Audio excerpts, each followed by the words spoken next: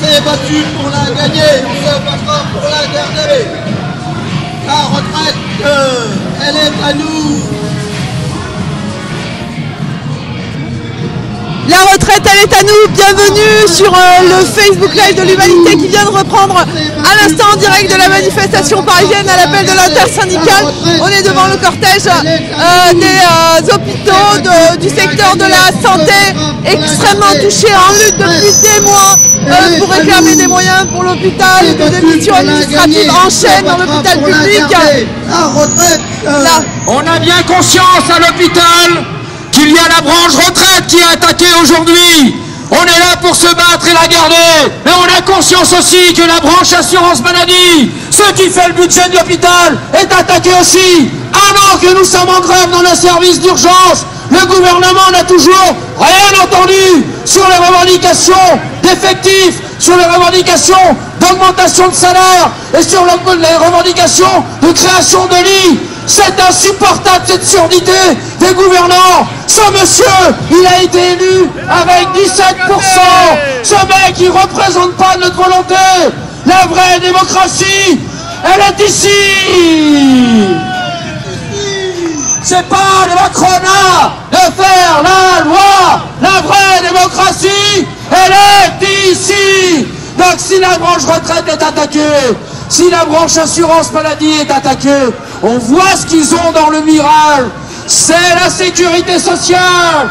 Ils n'en veulent pas. Pour eux, c'est insupportable qu'une fois et demie le budget de l'État échappe au contrôle des capitalistes. Mais nous, on n'en a rien à foutre. Nous, on cotise. C'est nous qui travaillons. C'est nous qui cotisons. C'est nous qui décidons de ce qu'on fait de cet argent. La retraite, elle est à nous. La sécu, elle est à nous. On se battra jusqu'au bout. On ne lâchera rien. Bravo aux cheminots, bravo au rail, bravo à la RATP, bravo à l'éducation, bravo à l'hôpital. Mais c'est tous ensemble, public, privé, syndiqués, non syndiqués, la population. C'est tout simplement un changement de monde qu'on veut. S'il n'est pas capable de le mettre en place, eh bien que Macron casse avec ce vieux. Voilà ce qu'on est venu lui dire aujourd'hui. On ne lâchera pas Macron, on ira jusqu'au bout, on ira jusqu'au retrait. On a conscience qu'il y a là un symbole à travers la réforme des retraites. Donc si on le gagne, si on gagne cette bataille-là, c'est plus un genou qu'il y aura à terre, c'est la tête sur le billot. Et on ira jusqu'à la grève générale interprofessionnelle parce que c'est la solution, parce qu'il faut bloquer le pays face à un mec qui n'entend rien. Bloquons le pays dans le cadre d'une grève générale interprofessionnelle, tous ensemble. Est-ce que vous êtes là? On lâche rien. Et on ira. Et on ira. Et on ira jusqu'au retrait. Et on ira. Et on ira. Et on ira jusqu'au retrait. Et on ira. Et on ira. Et on ira jusqu'au retrait. Et on ira. Et on ira. Et on ira jusqu'au retrait. et on ira, Macron, et on ira, et on ira jusqu'au retrait, et on ira, et on ira, et on ira jusqu'au retrait, et on ira, et on ira. Bonjour monsieur, on sent que le monde de l'hôpital en a vraiment gros sur la patate. Ouais, on en a gros sur la patate et avec le service minimum, ce qu'ils essayent de mettre dans le transport, on n'a plus l'expression d'une grève, on a un droit de grève qui est très limité, on est assigné même gréviste. Et donc c'est pour ça qu'on n'est pas suffisamment nombreux, très certainement dans la rue. Mais la colère elle est profonde et il faut qu'ils le mesurent parce que si elle ne s'exprime pas là, dans la rue avec les syndicats, elle va s'exprimer autrement.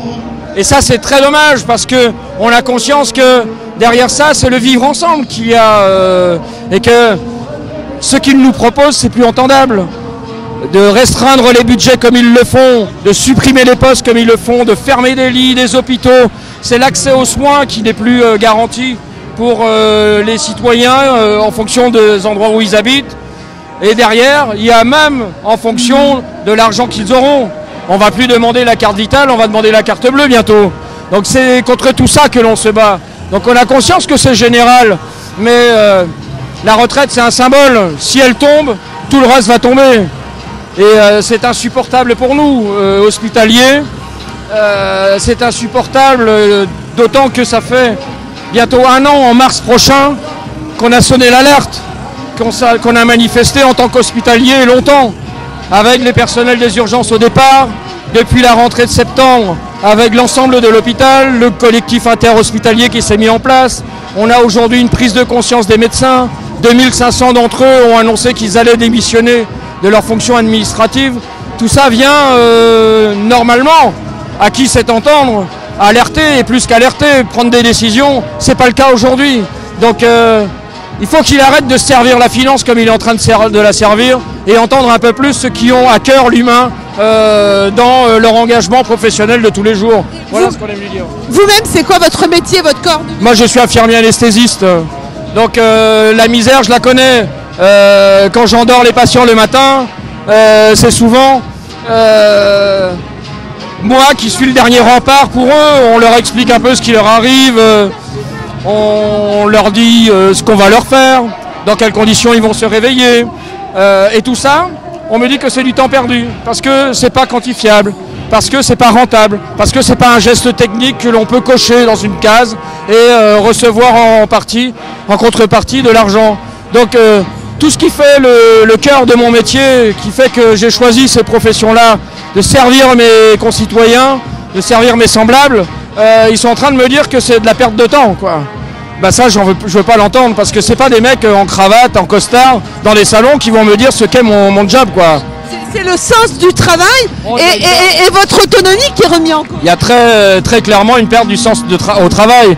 Une infirmière aujourd'hui a une espérance de vie dans le métier de 5 ans, vous imaginez. Elle fait 3 ans d'études après le bac et elle a une espérance de vie de 5 ans dans son propre métier. C'est dire toute la souffrance qu'il y a là, tout ce que l'on nous apprend dans les écoles.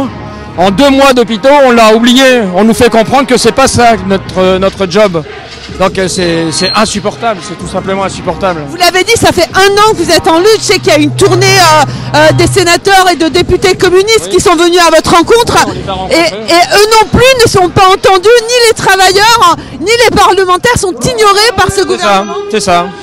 Donc il est sourd, mais sourd à tout, sauf à la finance et à ceux qui l'ont mis en place. On a bien conscience de ça. Nous, on a vu se défiler les différents ministres. On a vu un ministre de droite, on a vu un ministre socialiste, on a aujourd'hui une ministre dont on ne sait trop ce qu'elle est, et la politique ne change pas. On contraint les hôpitaux budgétairement, on supprime des postes, on ne forme plus les professionnels, on ferme des lits, on ferme des hôpitaux, et on voit fleurir là où on a fermé ses propres hôpitaux publics, des structures privées qui les remplacent. Et ça, on le dit depuis suffisamment longtemps, on ne nous entend pas. C'est à la population, je pense, au peuple, de prendre en charge ça et de dire leur attachement au service public hospitalier, et de venir nous rejoindre dans la lutte. Le 14 février, il y a une nouvelle manifestation hospitalière sur Paris. C'est pas la grande mobilisation, c'est juste histoire de dire que là, dans un contexte où on a été impacté par le mouvement de la retraite, de dire à la ministre, au gouvernement, qu'ils n'en ont pas fini avec la question hospitalière. Là, on reprend contact tous ensemble le 14 et il y aura un printemps très chaud dans les hôpitaux. D'accord. Il y a aussi la question de la pénibilité. On oublie que les infirmiers ont à transporter des corps. Enfin, je veux dire, c'est physique aussi le travail d'un infirmier. Et ça, on ne peut pas le faire jusqu'à un âge... D'un infirmier, d'un aide-soignant, d'un agent hospitalier. On manipule effectivement des charges, que ce soit les corps de nos patients ou que ce soit le matériel qui est très lourd. Je pense aux manipulateurs radio qui étaient il n'y a pas si longtemps que ça en manifestation aussi et qui trimballent des ustensiles pour faire des radiologies qui pèsent des centaines de kilos. On est cassé physiquement. 40% du corps des aides-soignants est en invalidité avant même d'atteindre l'âge de la retraite aujourd'hui. 30% des infirmiers sont en invalidité avant d'atteindre l'âge de la retraite aussi. Donc c'est vous dire la souffrance qu'il y a là et le poids de nos charges sur le physique de nos corps. On a, avec la perte de sens au travail, également, une souffrance qui n'est pas physique, celle-ci, qui est psychologique, avec des burn-out, des dépressions professionnelles qui se multiplient. Ça va jusqu'au suicide. On a de plus en plus de suicides dans l'hôpital. Tout ça, c'est insupportable. Et la pénibilité, elle n'est pas reconnue. C'est-à-dire que déjà en 2010, à nous, on nous a fait choisir l'option Bachelot. C'était, on vous octroie un petit peu plus par mois. Moi, c'était de l'ordre de 30 € par mois. Mais j'acceptais déjà le premier volet de la réforme de travailler 50 plus. Parce que j'avais la possibilité de partir à la retraite à l'époque à 55. Moi, j'ai refusé ce choix-là. Je leur ai dit, vos 30 balles, vous les gardez. Parce que moi, je sais dans les conditions dans lesquelles je vais finir ma carrière. Et je ne me sens pas d'aller endormir les gens à 64 ans. Parce que je serais fatigué bien avant. Et c'est trop risqué. J'ai un sens trop profond de ce que peut être mon métier, les responsabilités et surtout les risques pour ne pas les prendre alors que je ne serai plus en fonction de tous mes moyens, en possession de tous mes moyens. Donc j'ai dit non. Donc je n'ai plus de reconnaissance de la pénibilité de mon métier. Et c'est infernal, quoi. C'est tout simplement infernal. On travaille de jour, de nuit. On alterne souvent le travail de jour et de nuit. Et tout ça, ce ne serait pas reconnu. On sait qu'on a une espérance de vie. Une infirmière, par rapport à une femme dans la population générale, a une espérance de vie de 10 ans de moins. Et ça, c'est pas reconnu. Vous voyez ? Donc si on ajoute à ça les petits salaires, parce que c'est quand même sur le salaire que l'on cotise, et nos pensions sont directement proportionnelles à ce salaire-là. Moi qui suis infirmier spécialisé avec un bac plus 5, j'aurai une pension de retraite au maximum, si je vais, alors je ne sais plus jusqu'à quel âge maintenant, de l'ordre de 1 800 €. C'est pas tolérable. Il y a aussi une crise d'ordre éthique, il y a la démission de leur fonction administrative des professeurs, dont une professeure de médecine qui témoignait de l'absurdité des consignes qui lui étaient données. Elle s'est engagée pour sauver des vies. On lui demande de sacrifier des malades au nom des logiques comptables. C'est ça, c'est exactement ça. C'est-à-dire qu'aujourd'hui, tout est codifié à l'hôpital. On appelle ça la tarification à l'activité. Donc plus on va faire d'activités, plus on aura de budget pour l'année suivante. Donc il y a une course effrénée à ça. Il faut comprendre qu'à l'hôpital, on a des missions. La première, c'est de prendre en charge tous les patients, quels qu'ils soient, quelle que soit la situation financière, quelle que soit la situation sociale, mais aussi quel que soit leur passé médical ou chirurgical. Moi, je ne peux pas endormir une personne de 70 ans avec des antécédents cardiaques, d'infarctus ou d'angine de poitrine, comme je vais endormir un jeune de 20 ans sans antécédent aucun, pour la même intervention.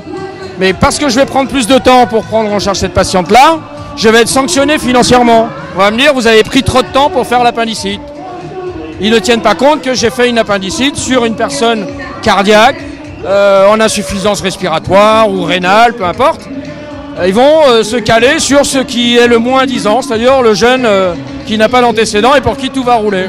Dans une structure privée, deuxième mission, il n'y a pas la mission de formation. Nous, à l'hôpital, sur certaines interventions, les chefs, les patrons ne viennent que sur le geste cœur de l'intervention. Le reste est fait par les étudiants, encadrés par les chirurgiens, les médecins diplômés, qui leur apprennent leur métier. À la clinique, c'est pas ça. Donc si on calcule le temps que va mettre un jeune interne à faire un geste, c'est forcément plus que un médecin senior aguerri à tous ces gestes-là. Et bien ça c'est pareil, c'est sanctionné financièrement parce qu'on a mis plus de temps que dans la clinique. C'est pas intolérable de continuer à financer un service public et l'hôpital en particulier comme ça, selon des règles comptables qu'ils appliquent comme ça, sans même connaître le cœur de nos métiers, aveuglément, parce que c'est comme ça qu'on doit le faire, comme dans une entreprise. Donc ça aussi, il faut le dénoncer. Je crois que les parlementaires communistes et la LFI le fait aussi. Bref, il faut qu'on ait là une prise de conscience de tous là, d'un tous ensemble, syndicats et tous les bonnes volontés, pour faire sauter ces méthodes-là, mais pour faire sauter ce monde-là, quoi, tout simplement. votre lutte, c'est vraiment une lutte où c'est vraiment la lutte de l'intérêt général, puisque c'est votre corps de métier que vous défendez, le sens du travail, mais aussi les usagers, parce que derrière la réforme des retraites, il y a la réforme de la sécurité sociale. Bien sûr, c'est la réforme de la sécurité sociale dans sa branche retraite, et là spécifiquement aujourd'hui, pour la 10e fois de manifestation. Mais il y a la branche assurance maladie, le financement de l'hôpital, qui est touché aussi. On a eu il n'y a pas si longtemps que ça des réformes dans les allocations chômage. C'est une autre branche de la sécurité sociale. On le voit bien, c'est la Sécu qui leur va pas, quoi. C'est ça qu'ils veulent faire sauter. Ce trésor, quoi, que l'on a depuis la sortie de la Seconde Guerre mondiale, ils l'ont dans le nez depuis le départ, quoi. Et là, le fait il n'y a pas d'autre voie possible, Macron se sent libéré et accélère les processus de casse à une vitesse qu'on n'a jamais vue, quoi, auparavant. Donc ça aussi, il faut que le plus de gens possible en prennent conscience. On est là pour le dire, parce que nous, on est impacté pour le coup par 2 des branches. Et c'est grave, quoi, c'est grave. On a la sensation très forte que les 340 milliards de la branche assurance maladie, échappant aux capitalistes, c'est quelque chose qui leur est insupportable. Et de basculer vers l'assurantiel, le mutuel et tout ça, c'est une façon pour eux de reprendre le contrôle de ce qui leur a échappé depuis 1946. Et on sent un épuisement de l'idéologie néolibérale. Il y a une enquête, un baromètre ELAB qui interroge sur 28 pays dans le monde 34 000 salariés. Plus de 58%, je crois, si mes chiffres sont bons, disent que le capitalisme apporte plus de mal que de bien. Vous en pensez quoi? Oui, c'est certain. Là, vous prêchez un convaincu, mais on a des tas de témoignages ou de signes qui le disent, quoi. C'est assez flagrant de voir l'accélération qu'il y a dans les procédures de casse des services publics depuis la crise financière de 2008. Et on a cette sensation-là comme ils ont pris conscience à ce moment-là que le système pouvait crever, ils se disent il faut qu'on en profite un maximum avant que ça n'arrive réellement, quoi. Et c'est un peu la sensation que l'on a dans cette accélération des réformes, dans cette accélération de la casse. Ils essaient de choper encore et toujours plus jusqu'à temps que ce soit possible, quoi. Et là, il faut qu'on soit là, nous ici, en France, mais ailleurs, dans un refus et dans une défense d'un autre monde, quoi. Et c'est un vrai enjeu, hein. C'est vraiment un vrai enjeu et de société. Et c'est ce qu'on est en train et c'est ce pourquoi on se bat là depuis maintenant plus d'1 an, comme on le disait au départ. Merci beaucoup. Merci. Le témoignage voilà, d'un syndicaliste de Sud, infirmier anesthésiste, voilà, qui nous dit qu'au fond, c'est la question de quel monde nous voulons qui est en jeu, c'est la question du projet de société. C'est un épuisement de l'idéologie néolibérale, un épuisement du monde salarial, de ces politiques austéritaires qui cassent le sens du travail, qui cassent l'autonomie des travailleurs, qui les empêchent de faire ce pourquoi ils se sont engagés, ce pourquoi ils ont fait des études longues comme les infirmiers. Et puis la pénibilité du travail, il le disait, il le rappelait pour les infirmières qui ont une espérance de vie de 10 ans de moins par rapport à la moyenne nationale. C'est intolérable, les hospitaliers qui sont en lutte depuis presque 1 an maintenant, qui ont été soutenus, je l'ai dit, par une tournée nationale des parlementaires communistes, mais eux aussi ne se sont pas fait entendus par ce gouvernement qui reste sourd au monde du travail, ignorant, les laissant dans l'insignifiance, eux qui sont les producteurs des richesses nationales et qui forment ce qu'on appelle ce fameux PIB qui ne sort pas de nulle part, qui sort de la production des services sociaux et des usines de ce pays. Voilà, bienvenue sur le Facebook Live de l'Humanité, nous sommes en direct de la manifestation parisienne, aujourd'hui 6 février. On s'est un petit peu coupé du cortège, on s'est laissé un petit peu dépasser, mais c'est pas grave. Je vous rappelle juste le sondage que j'étais en train de citer. En fait, c'est pas un sondage, un baromètre qui a été que vous pouvez retrouver sur le site, pour vous citer exactement la source, le site du sénateur communiste Pierre Laurent. Donc oui, le baromètre Edelman dans 28 pays, c'est une enquête qui est réalisée dans 28 pays auprès de 34 000 salariés, bon c'est vous dire hein, s'ils n'ont pas rigolé, c'est 58% des personnes interrogées qui estiment que le capitalisme apporte plus de mal que de bien. Voilà, cet épuisement de l'idéologie libérale n'est pas que française, elle a bien une dimension mondiale, une dimension internationale. Voilà, bienvenue sur le Facebook Live de l'Humanité, nous sommes en direct de la manifestation parisienne à l'appel de l'intersyndicale aujourd'hui 6 février, jeudi 6 février. N'hésitez pas à commenter, n'hésitez pas à partager. Bien évidemment, je vous rappelle l'offre de l'Humanité, l'abonnement à 1 € le premier mois. Qui vous donne accès à l'ensemble du site. Soutenez l'Humanité, l'Humanité au cœur des luttes sociales, au cœur de ceux qui produisent les richesses de cette nation et qui résistent et qui sont en lutte.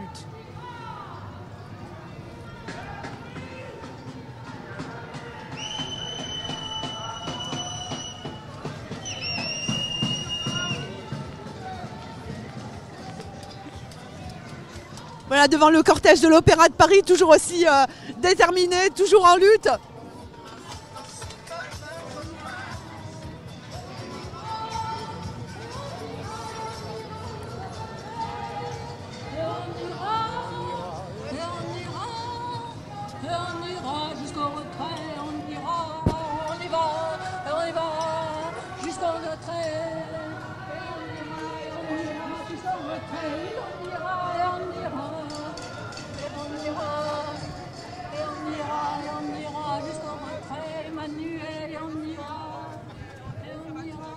D'accord, vous pouvez vous présenter? C'est le Facebook Live de l'Humanité. Ah, c'est le Facebook.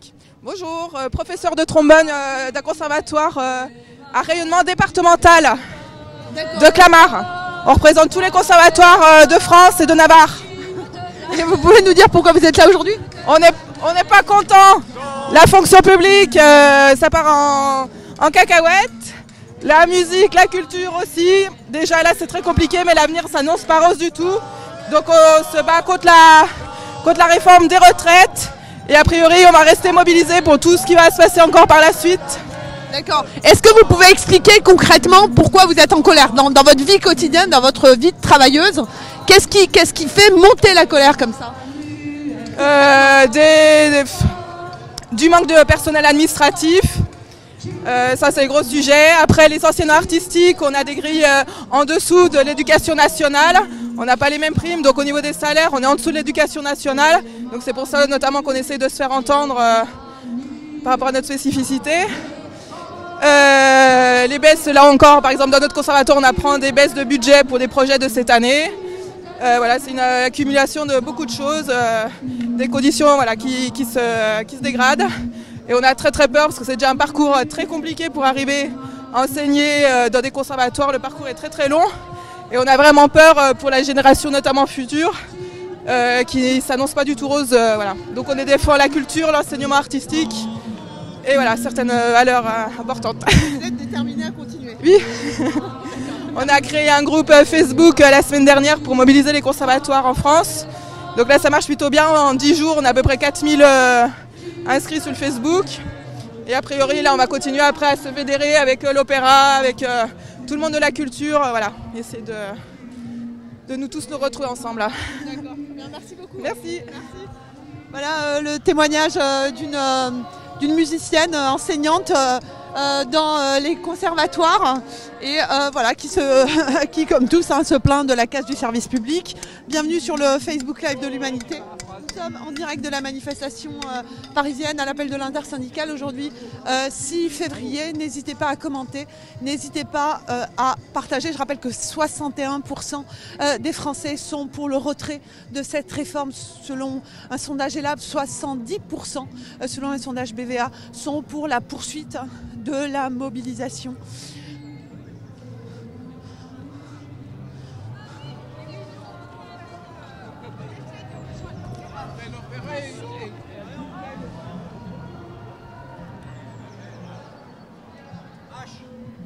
Comme Humanité. Voilà les bibliothécaires toujours aussi en lutte, aussi déterminés, les bibliothécaires de la BPI que nous avons rencontrés la semaine dernière. Bienvenue sur le Facebook Live de l'Humanité. N'hésitez pas à commenter, n'hésitez pas à partager. Voilà, c'est le secteur culture qui défile actuellement.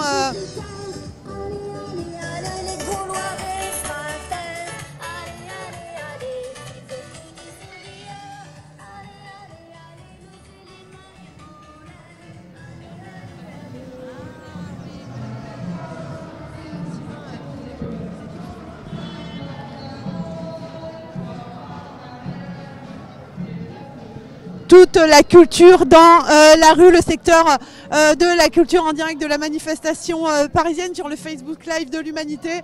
Bienvenue à vous. Nous sommes à Paris actuellement à l'appel de l'intersyndicale. Ce sont des manifestants et des grévistes toujours aussi déterminés en lutte. On ne lâchera pas, voilà de leur balcon des jeunes qui soutiennent le mouvement Lutte, on ne lâchera pas.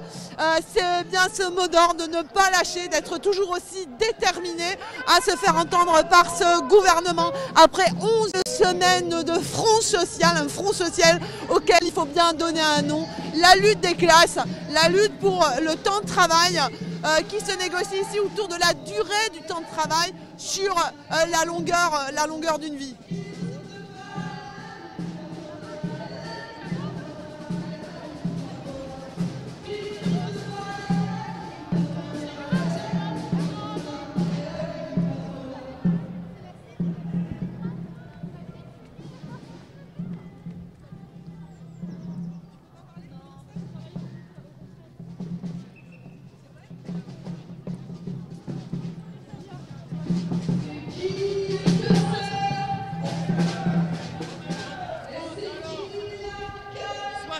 Bonjour Radio France. Oui, bah, pas mal, et vous? Alors, toujours là en fait?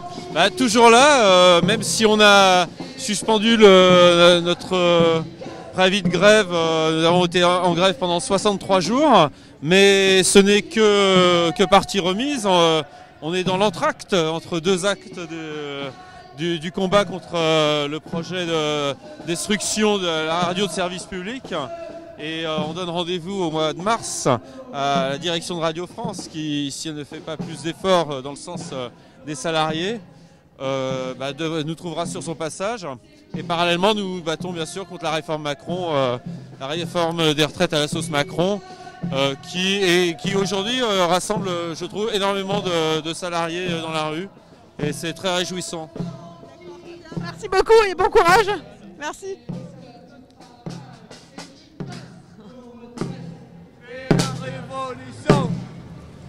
Voilà en direct du Facebook Live de l'Humanité le témoignage d'un salarié syndiqué à la CGT de Radio France qui nous rappelle, malgré la parenthèse, l'entracte, comme il le dit, l'entracte dans ce drame social, dans cette guerre sociale qui se joue entre le peuple, le Front social et le gouvernement qui reste sourd. Une entracte engagée par Radio France, mais toujours aussi déterminée dans la rue et dans la manifestation parisienne aujourd'hui, 6 février. Bienvenue sur le Facebook Live de l'Humanité. N'hésitez pas à commenter, n'hésitez pas à partager.